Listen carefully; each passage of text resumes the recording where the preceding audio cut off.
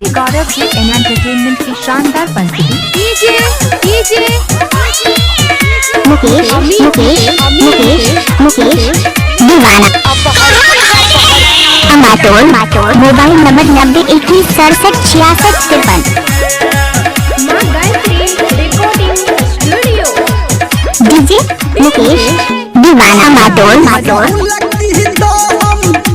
देख ले लियो महाई के खिरकी से हुलकी तो हम देख ले लियो महाई के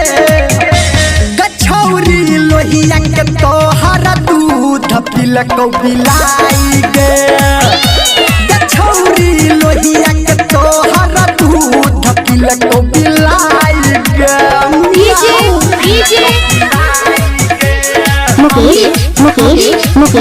मुकेश दीवाना अमेज़न पर नहीं चौक डीजे मुकेश दीवाना मातोड़ मधुबनी तोरा कान के बाली होठ के लहाली टूट गेलो आह सुख गेलो डीजे मुकेश दीवाना तोरा कान के बाली होठ के लहाली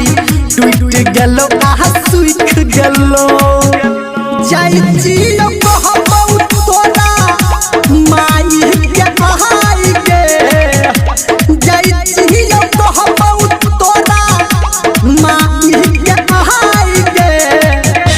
गछौरी लोहिया के तोहर दूध पिलको बिलाई गे गछौरी लोहिया के तोहर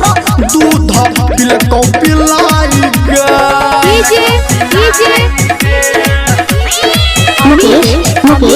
मुकेश दीवाना मातोड़ मधुबनी सब कहो बुची तू बड़ा खुरा लुची झूठो से खा ले छकिरिया गे डीजे मुकेश दीवाना मातोड़ कहो बुची तू बड़ा खुरा लुची झूठो से खा ले छकिरिया गे कुटी कुटी कटतौ तोरा गोदी तोहरा भाई गे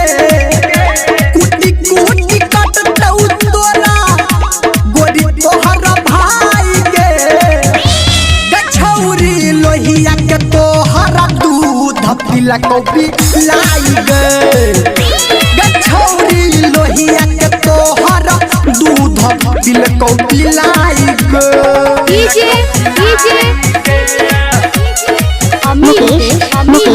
मुकेश दीवाना